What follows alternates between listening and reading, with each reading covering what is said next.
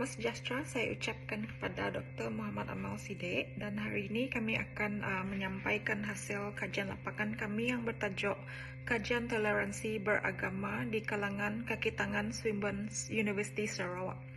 Okey, pertama kali saya akan memperkenalkan ahli kumpulan.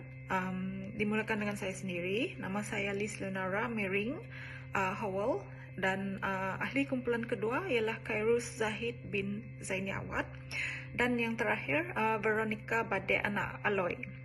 Saya akan mulakan pembentangan ini dengan pengenalan. Tujuan kami ialah untuk mengetahui sejauh mana toleransi beragama di sebuah tempat. Lokasi yang kami pilih untuk kajian lapangan toleransi beragama ini ialah di sebuah institusi pengajian tinggi swasta, iaitu Swinburne University Sarawak. Swinburne Sarawak adalah salah satu universiti yang ternama di Sarawak, di mana ia mempunyai kaki tangan dan pelajar-pelajar yang dari berbilang kaum dan agama yang berasal dari dalam dan luar negara. Swinburne Sarawak telah beroperasi sejak tahun 2000 dan mempunyai pelajar-pelajar yang berjumlah seramai 4,000 orang, manakala kaki tangannya adalah seramai 200 orang. Untuk kajian ini, kami telah memfokuskan toleransi beragama di kalangan kaki tangan Swinburne Sarawak sahaja. Dari 200 orang kaki tangan, hanya seramai 30 orang responden dipilih untuk pengumpulan data menggunakan metod yang kami pilih untuk kajian lapangan ini. Dari hasil kajian ini, kami berharap dapat memberi sumbangan kepada pemahaman yang lebih mendalam tentang realiti toleransi beragama dalam kalangan kaki tangan universiti, serta menyediakan panduan untuk langkah-langkah yang boleh diambil untuk memperkukuhkan lagi keharmonian dan integrasi antara komuniti beragama di peringkat institusi pendidikan tinggi swasta. Untuk kajian ini terdapat dua objektif. Objektif pertama iaitu mengenal pasti tahap toleransi beragama di kalangan kaki tangan Swinburne University Sarawak. Objektif ini memfokuskan kepada dua faktor, iaitu pengalaman dan persepsi terhadap kepelbagaian agama. Objektif kedua pula ialah untuk mencadangkan langkah-langkah praktikal bagi meningkatkan lagi kesedaran atau persefahaman dan keterbukaan agama di kalangan kaki tangan Swinburne University Sarawak. Dan itu saja dari saya. Kita akan meneruskan perbentangan ini ke topik yang kedua yang akan dibentang oleh Muhammad Khairuz Zahid. Terima kasih. Terima kasih Puan Liz. Seterusnya kita pergi kepada tinjauan literature. Terdapat 4 tinjauan literature yang kami dapati. Salah satunya adalah penelitian oleh Nurul Adila Salah atau Saleh pada tahun 2023 di dalam kajian kecenderungan interaksi sosial dalam kalangan pelajar berbeza kumpulan etnik di sekolah menengah terpilih di Betong, Sarawak. Kajian ini mengkaji kepelbagaian interaksi sosial di kalangan pelajar pelbagai etnik. Hasilnya menunjukkan pelbagai bentuk interaksi termasuk kerjasama, timbal balik, persaingan dan konflik. Dapatan menunjukkan pemilihan etnik majoriti dalam interaksi dipengaruhi oleh faktor-faktor seperti sekolah, pengurusan, bahasa, budaya, dan sikap pelajar. Seterusnya adalah menurut kajian oleh Habibah atau Artini Ramli, Hafsah Omar, Nur Syahrul Marzuki Muhammad Nur, dan Daya Hafizah Basir pada tahun 2023 dengan tajuk Hubungan Etnik Rentas Agama dan Budaya Menurut Perspektif Islam. Satu pengenalan, kajian ini menyentuh isu penting mengenai hubungan etnik, rentas agama dan budaya di Sabah dengan pendekatan kualitatif yang berfokus pada perspektif Islam. Melalui analisis perpustakaan, kajian menyoroti pentingnya persaudaraan dan perpaduan sejagat dalam hubungan etnik. Dapatan menunjukkan bahawa Islam tidak menghalang hubungan tersebut tetapi terikat pada garis panduan hukum syarak. Seterusnya adalah satu kajian yang dijalankan oleh Siti Mapua, Chan Junwei, Heru Saiful Anwar, Nur Kolis, Akhyak, dan Intan Farhana pada tahun 2021. Di mana kajian yang dilakukan ke atas 120 pelajar tahun 1 yang mengambil subjek pengajian moral di Universiti Tun Hussein On. Tujuan kajian ini adalah untuk mengukur sejauh mana sifat ingin tahu pelajar-pelajar di universiti tersebut mengenai agama dari berlainan, kaum atau dalam erti kata lain untuk mengetahui keadaan toleransi beragama di kalangan universiti tersebut. Dan yang terakhir, menurut kajian oleh Muhammad Zahimi Muhammad Zahid, Khairul Azal Miragani, Muhammad Zarif Ahmad Zahidi, Nur Asri Muhammad Noor dan Ahmad Nuril Akmal Norbit pada tahun 2022 yang bertajuk Interaksi Masyarakat Majmuk di Malaysia menurut perspektif Al-Quran. Toleransi di antara masyarakat majmuk adalah salah satu nilai murni yang harus dipraktikkan berdasarkan perspektif Al-Quran. Metod kajian ini adalah kaedah analisis penulisan di mana pengkaji merumuskan perspektif Al-Quran terhadap interaksi masyarakat majmuk di Malaysia. Dari dapatan kajian tersebut, salah satu perspektif ialah toleransi di mana menurut Al-Qardawi 2001, setiap umat Islam harus perlu mengakui dan mengiktiraf asas kemuliaan manusia tanpa mengira agama, bangsa dan warna kulit, perlu menerima bahawa perbezaan agama yang berlaku merupakan sebahagian daripada aturan yang telah ditetapkan oleh Allah bagi membolehkan manusia membuat pilihan untuk menerima atau meninggalkan sesuatu kepercayaan berdasarkan kefahaman dan keyakinannya. Tidak dituntut untuk bermusuhan dengan golongan bukan Islam disebabkan kekufuran mereka serta berpegang teguh pada prinsip kebebasan beragama. Dan akhir sekali, setiap umat Islam perlu meyakini bahawa berlaku adil dan menunaikan hak sesama manusia walaupun berbeza kaum dan agama merupakan sebahagian daripada perintah Allah yang wajib dilaksanakan. Seterusnya, metodologi kajian. Terdapat dua jenis bentuk kajian telah kami pilih untuk kajian ini. Pertama sekali secara kualitatif, di mana ia melibatkan penggunaan kaedah temu bual mendalam di kalangan kaki tangan Swinburne University Sarawak yang terpilih. Melalui kaedah temu bual ini, kami dapat menukar persepsi, pengalaman dan pandangan mereka tentang toleransi dengan lebih terperinci. Hasil daripada data yang telah diperolehi daripada temu bual ini, kami kemudiannya analisis secara kualitatif untuk mendapatkan pemahaman yang lebih mendalam tentang kompleksiti dan konteks sosial toleransi di Sarawak.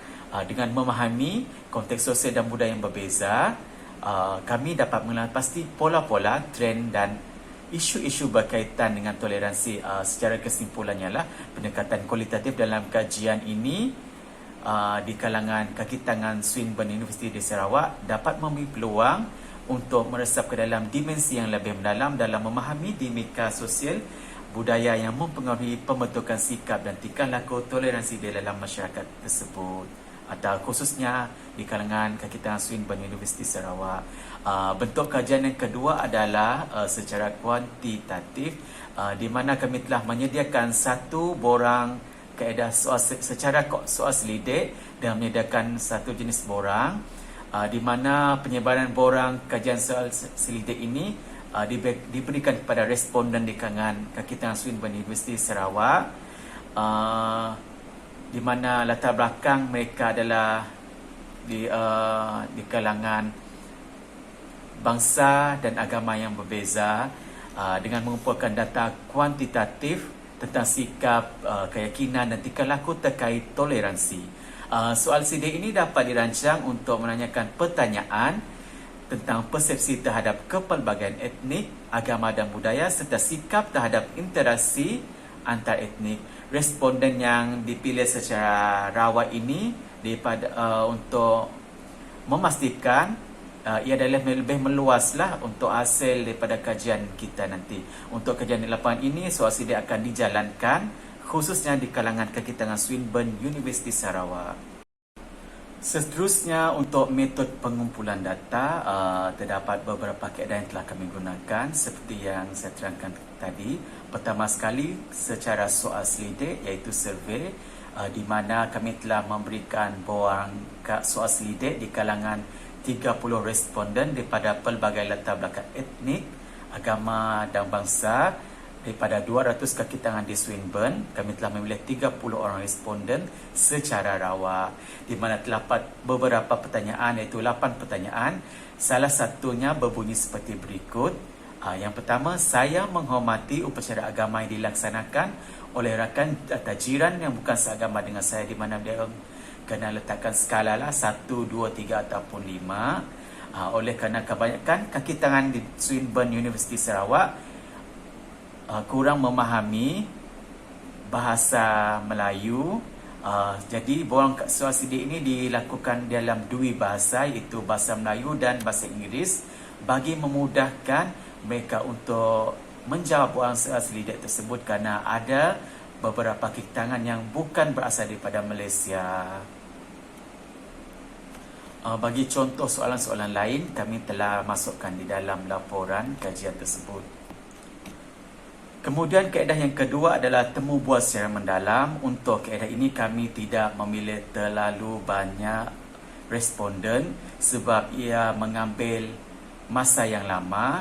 Oleh itu kami telah memilih 5 responden untuk latar belakang yang berbeza di kalangan kaki tangan Swinburne University Sarawak lah. Untuk soalan kami telah sediakan terlebih dahulu dan kemudian temu bual akan dilakukan secara formal, di mana di dalam bualan tersebut, soalan tersebut yang telah kami sediakan ada beberapa soalan, ada 5 soalan. Salah satunya berbunyi seperti berikut. Yang pertama, adakah anda selesa bekerjasama dengan rakan sekerja yang bukan seagama? Kami akan memberikan 5 soalan ini terlebih dahulu, kemudian kami jalankan rekod, merakam temu bual tersebut secara formal bagi mendapatkan pendapat mereka. Untuk selebihnya soalan, boleh merujuk kepada laporan yang telah kami sediakan. Kemudian yang ketiga adalah analisis dokumen. Selain daripada secara soal selidik dan temu bual yang mendalam, kami juga merujuk beberapa sumber daripada internet, hasil daripada kajian yang telah dilakukan yang sebelumnya ataupun daripada penulisan-penulisan yang terdahulu bagi menyokong penyataan di dalam kajian kualitatif bersama dengan dapatan kajian daripada temu bual yang telah kami jalankan. Seterusnya, metod analisis data. Yang pertama sekali, bagi analisis kualitatif, hasil daripada soal selidik yang kami telah jalankan, kami analisis menggunakan kaedah skala Likert. Skala Likert ni adalah metod analisis data untuk mengukur tahap persepsi, sikap, kepercayaan dan sebagainya untuk menentukan tahap toleransi beragama di kalangan kaki tangan Swinburne University Sarawak. Dengan menggunakan kaedah Likert, purata min akan dinilai berdasarkan jadual yang kami telah sediakan dalam laporan, di mana skor min, sebagai contoh, skor min 1 hingga ke 2.33, tahap konsep kendiri adalah rendah, 2.34 hingga 3.67 adalah sederhana, manakala bagi 3.68 hingga ke 5.01 adalah tinggi. Seterusnya, untuk metod analisis data untuk kualitatif, metod analisis ini digunakan termasuk analisis tematik dan interpretif terhadap data kualitatif yang kami telah peroleh daripada responden melalui temu bual secara mendalam dan kemudian daripada hasil daripada dokumen yang telah digunakan dalam mengenal pasti faktor-faktor pengaruh yang mempengaruhi terhadap toleransi beragama seperti pengalaman dan persepsi. Melalui proses pengkodan dan penyusunan tema, kami dapat mengemukakan corak dan trend dalam sikap toleransi beragama di dalam kalangan responden yang kami telah pilih.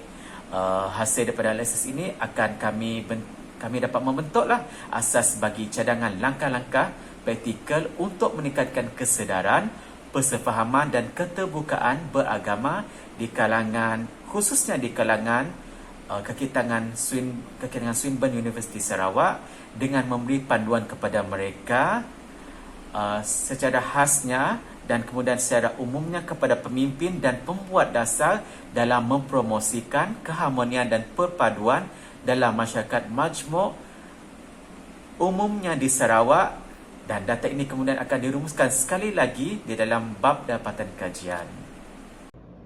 Terima kasih Encik Kairos. Seterusnya kita pergi kepada dapatan kajian. Di dalam slide menunjukkan bahawa jadual ini adalah putusan hasil dari soal selidik 30 orang responden. Untuk penilaian tahap toleransi jumlah secara purata bagi setiap soalan telah dikira, merujuk kepada jadual 2 di atas, minimum untuk setiap soalan yang dijawab oleh responden adalah berada pada tahap tinggi. Secara kesimpulannya, tahap toleransi untuk keseluruhan soal selidik adalah tinggi. Ini menunjukkan tahap toleransi beragama di kalangan kaki tangan Swinburne University adalah sangat baik. Rata-rata, hampir kesemua responden amat memberi sokongan yang baik terhadap rakan-rakan yang berlainan agama tak kira di dalam atau di luar tempat kerja. Pertama sekali, dapatan kajian menunjukkan bahawa pengalaman responden memberikan wawasan dan pemahaman yang lebih mendalam tentang kepelbagaian agama dalam konteks sebenar. Ia bermakna melalui pengalaman mereka, responden dapat melihat bagaimana kepelbagaian agama berfungsi dalam kehidupan sehari-hari. Kedua, persepsi terhadap kepelbagaian agama memainkan peranan penting dalam menentukan sikap dan tindakan individu terhadap komuniti beragama yang berbeza. Persepsi ini boleh membentuk kecenderungan untuk menerima atau menolak kepelbagaian agama serta bagaimana individu berinteraksi dan berkolaborasi dengan individu dari latar belakang agama yang berbeza. Melalui penelitian terhadap faktor-faktor ini, kajian ini bertujuan untuk memberikan pemahaman yang lebih holistik tentang dinamik dan faktor-faktor yang mempengaruhi toleransi beragama dalam kalangan kaki tangan universiti.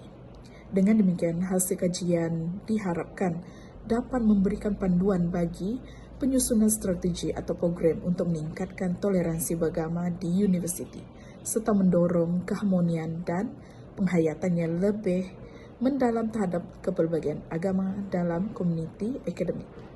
Hasil analisis kualitatif temu bual mendalam dijalankan memilih 5 orang responden. 5 orang ini adalah kaki tangan dari pelbagai jawatan, iaitu pengurus makmal, pegawai makmal, ketua jabatan Faculty of Engineering, Science and Computing, serta 2 orang pensyarakanan. Hasil dari temu bual ini, kesemua responden memberikan respon jawapan soalan yang positif dan mereka amat toleran dengan rakan-rakan sekerja mereka yang berlainan agama. Sebagai contoh, temu bual bersama Puan Bernardine, iaitu pengurus makmal. Dia telah berada di Swinburne hanya selama 6 bulan. Walaupun baru saja bekerja di Swinburne, Sarawak, dia agak toleran dengan rakan sekerja berlainan agama.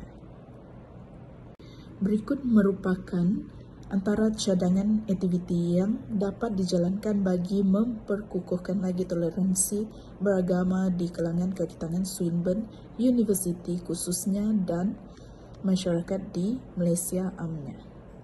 Yang pertama, mengadakan dialog pelbagai agama.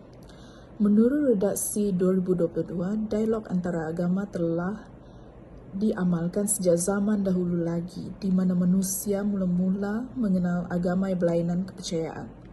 Kini, orang semakin menyedari betapa pentingnya dialog antara agama kerana umat semakin memahami bahawa agama yang dianuti adalah heterogen. Menurut Sinar Harian 2024, dialog pelbagai agama adalah satu cara terbaik untuk sesebuah masyarakat memahami penganut agama yang lain.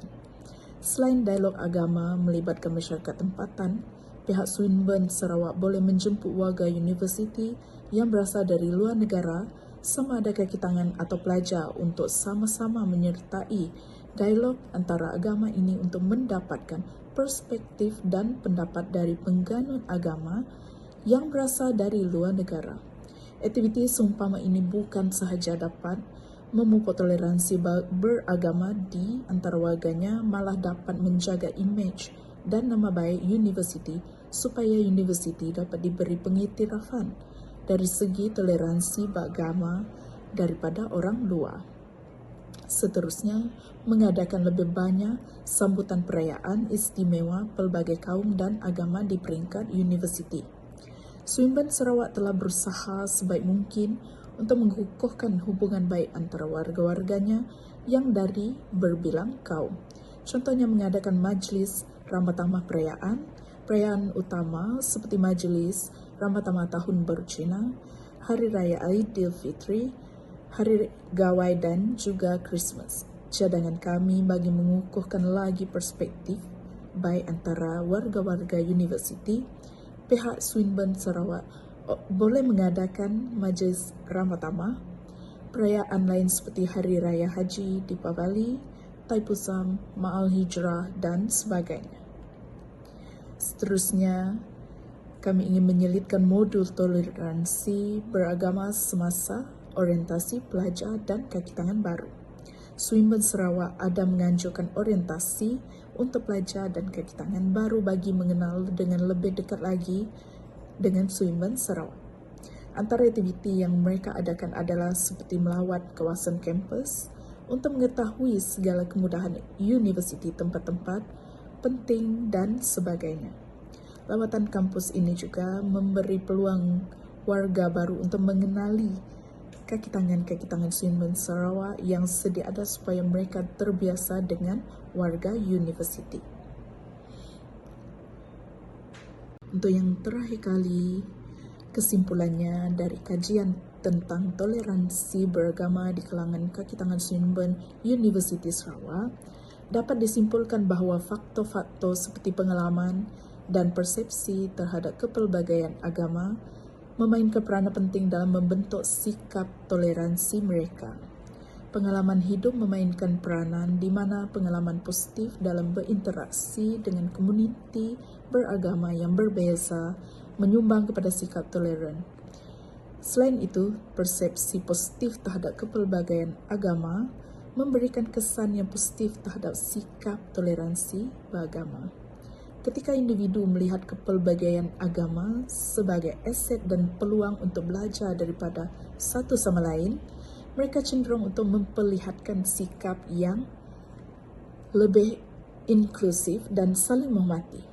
Oleh itu juga, pengalaman toleransi beragama yang baik dengan penganut agama lain merupakan elemen penting dalam mewujudkan masyarakat yang bersikap toleransi dalam masyarakat pelbagai agama seperti di Malaysia. Pengalaman merupakan peristiwa yang berada di dalam ingatan setiap orang yang akan memandu kepada tingkah laku mereka kepada situasi yang akan dilalui pada masa akan datang. Pengalaman berbeza bagi setiap orang dan merupakan sesuatu yang berharga yang tidak dapat diulangi lagi. Dalam konteks toleransi beragama ini, pengalaman toleransi dengan penganut agama lain yang telah dilalui akan memberi kesan kepada diri beliau untuk bertingkah laku dengan penganut agama lain. Kesimpulannya, kajian toleransi di kalangan masyarakat majmuk di kalangan kaki tangan Swinburne University Sarawak menunjukkan bahawa terdapat keperluan untuk terus memperkukuhkan pendidikan, interaksi sosial positif dan komitmen dari semua pihak dalam usaha untuk memupuk persefahaman dan keterbukaan yang lebih baik serta memastikan keharmonian dan kesepaduan di kalangan masyarakat majmuk Sarawak yang pelbagai budaya dan etnik. Sekian, terima kasih.